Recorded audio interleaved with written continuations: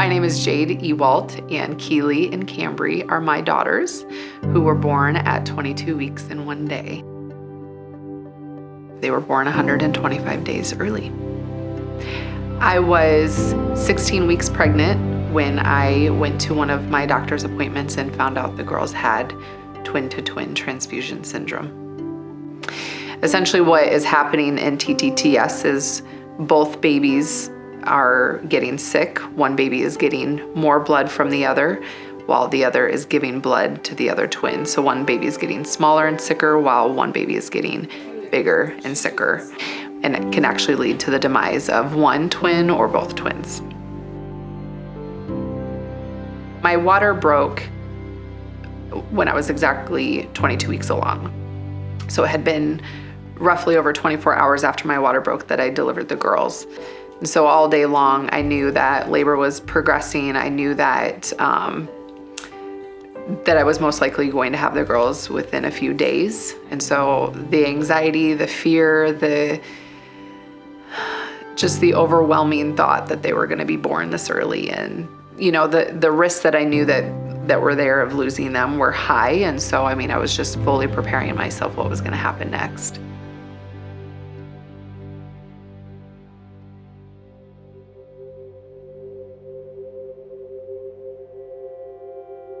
The twins were born at 22 and 1/7 week gestation. A normal pregnancy goes to 40 weeks. In most places throughout the United States and the world feel that babies that are born before 24 weeks gestation really have minimal chance of surviving. But at the University of Iowa, since 2006, we have been caring very successfully for babies born as early as 22 weeks, which is 18 weeks before their due date.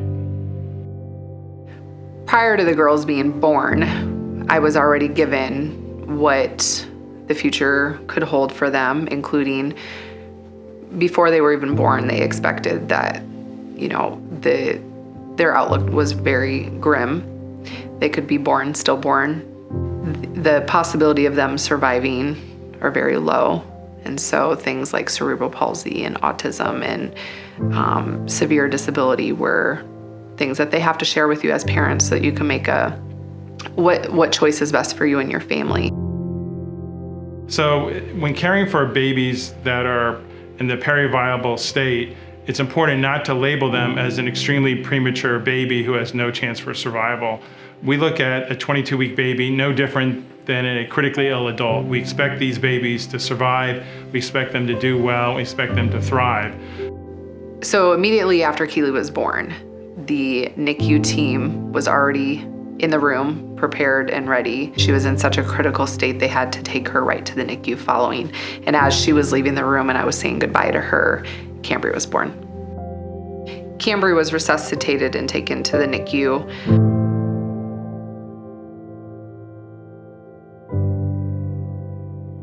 Keeley was roughly 1 pound, and Kambry was approximately 13.4 ounces.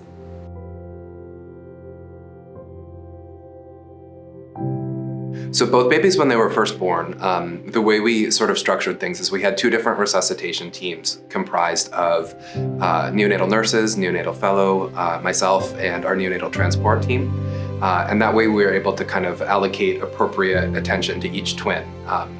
So as one was born, we were able to intubate, put a breathing tube in, ensure that they had adequate heart rate and that they were a proper temperature before we brought them back to the NICU.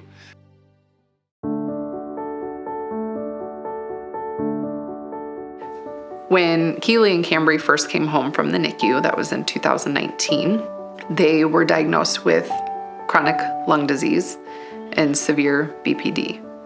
And so it was a complete whirlwind because we immediately set up oxygen in our home and started, with cords and tubes around our house, and we no longer had the support from the NICU staff. And the very first day was really scary. Old literature would suggest that babies born this early are all neurologically devastated. But if you do what we call a neuroprotective strategy, if you make your priority protecting the brain, these babies can have extremely good outcomes. So when we follow up our babies born at 22 weeks, over 2/3 of them are completely normal. to very mild disabilities. $10. Yeah, I know. Inflation. It's really interesting that they are identical twins, and most would say, even at this age, that they don't have noticeable differences, but they do. They're completely different individual people. Keeley is very girly, and she gets scared of even like a fuzzy toy. She's just very kind of dainty-hearted, where Kambry lives with autism, and so her personality is just amplified sometimes, which it's just a part of who she is. You love her because those traits are who she is, and they make her her. She is fearless. There's nothing that stops that girl. She is just the ham of the room. Jasmine.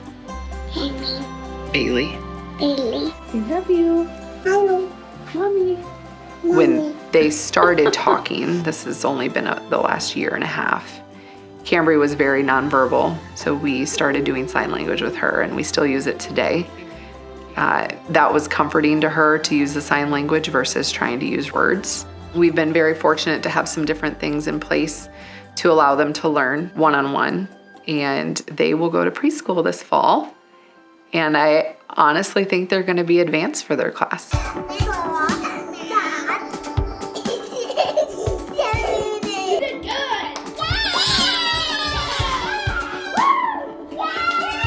I'm Coy. I'm Colin. And we're the siblings of Keeley and Kambry.